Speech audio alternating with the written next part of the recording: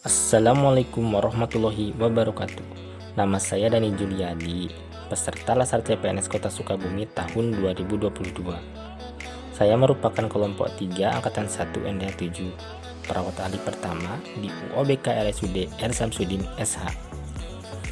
Rumah sakit Samsudin sendiri terletak di Jalan Rumah Sakit Nomor 1 Kota Sukabumi. Profilnya, yang pertama merupakan rumah sakit terakreditasi 12 pelayanan sejak tahun 2003. Yang kedua, akreditasi paripurna. Yang ketiga, rumah sakit tipe B pendidikan. Yang keempat, sebagai sarana kesehatan CTKI yang akan bekerja ke luar negeri. Dan yang terakhir, yang kelima, merupakan rumah sakit rujukan di bagian Jawa Barat bagian selatan. Visi dari rumah sakit ini yaitu terwujudnya RSUD Samsudin SH Kota Sukabumi yang nyaman, profesional, dan berkualitas berbasis nilai-nilai religius. Dan misinya ada 4. Yang pertama, mewujudkan RSUD R. Samsudin SH Kota Sukabumi yang nyaman berbasis Green Hospital. Yang kedua, penyelenggaraan pelayanan RSUD R. Samsudin SH Kota Sukabumi yang profesional berbasis kompetensi dan penguasaan ilmu pengetahuan dan teknologi kedokteran.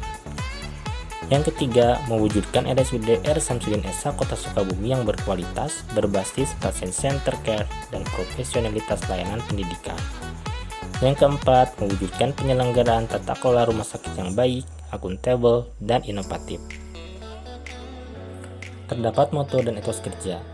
Moto: smart, sigap, melayani, antusias, ramah, teliti.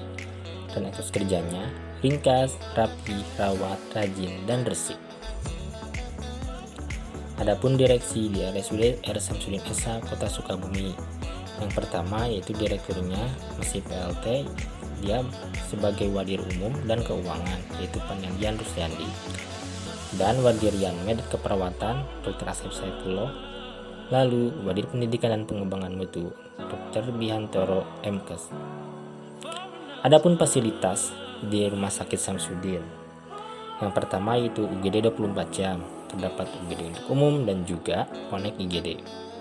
Ada rawat jalan, rawat inap, kamar bedah, hemodialisa, dan fasilitas lainnya seperti kamar jenazah, gizi, dan lain-lain. Adapun pelayanan penunjang seperti radiologi, lab, dan lain-lain. Saya adalah perawat, merupakan perawat ahli pertama di UOBK R. Samsudin SH. Apa sih tugas perawat? Tugas jabatan fungsional perawat menurut Permen Pan RB nomor 35 tahun 2019 adalah melakukan kegiatan pelayanan keperawatan yang meliputi asuhan keperawatan dan pengelolaan keperawatan. Lalu, fungsi perawat apa sih? Yang pertama, fungsi independen, fungsi mandiri dan tidak tergantung dengan orang lain. Yang kedua, fungsi defender. Fungsi perawat dalam melaksanakan kegiatannya atas peran atau instruksi dari perawat lain. Yang ketiga, fungsi interdependen. Fungsi ini dilakukan dalam kelompok tim yang bersifat saling ketergantungan di antara tim satu dengan yang lainnya. Lalu, apa sih layanan yang diberikan perawat ahli pertama? Menurut Permen Pan RB nomor 35 tahun 2019, yang pertama, melakukan pengkajian keperawatan lanjutan pada individu. Yang kedua, melakukan pengkajian keperawatan lanjutan pada keluarga. 3. Memberikan konsultasi data pengkajian keperawatan dasar atau lanjut. Yang keempat, mengajarkan teknik kontrol infeksi pada keluarga dengan penyakit penular. Yang kelima, merumuskan diagnosis keperawatan pada individu. Yang keenam, membuat prioritas diagnosis keperawatan dan masalah keperawatan. Yang ketujuh, menyusun rencana tindakan keperawatan pada individu. Yang kedelapan, menyusun rencana tindakan keperawatan pada keluarga. Yang kesembilan, melakukan stimulasi tumbuh kembang pada individu. Yang kesepuluh, memfasilitasi adaptasi dan hospitalisasi pada individu. Yang kesebelas, melaksanakan case finding, deteksi dini penemuan kasus baru pada individu. Yang ke-12, melakukan support kepatuhan terhadap intervensi kesehatan pada individu. Dan yang ke-13, melakukan pendidikan kesehatan pada individu pasien. Standar pelayanan yang harus dicapai. Pertama, meningkatkan mutu pelayanan. Yang kedua, meningkatkan kualitas diri dengan mengikuti kompetensi sesuai dengan keahlian.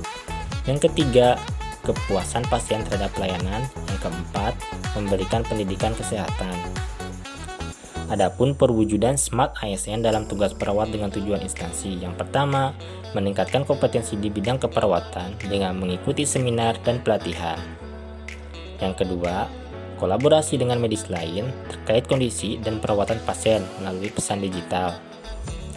Dan yang ketiga, aktif dalam bersosial media untuk berbagi informasi terkait kesehatan terkini dengan mengedepankan etika dan cakap bermedia sosial. ASN bangga melayani bangsa. Terima kasih. Wassalamualaikum warahmatullahi wabarakatuh.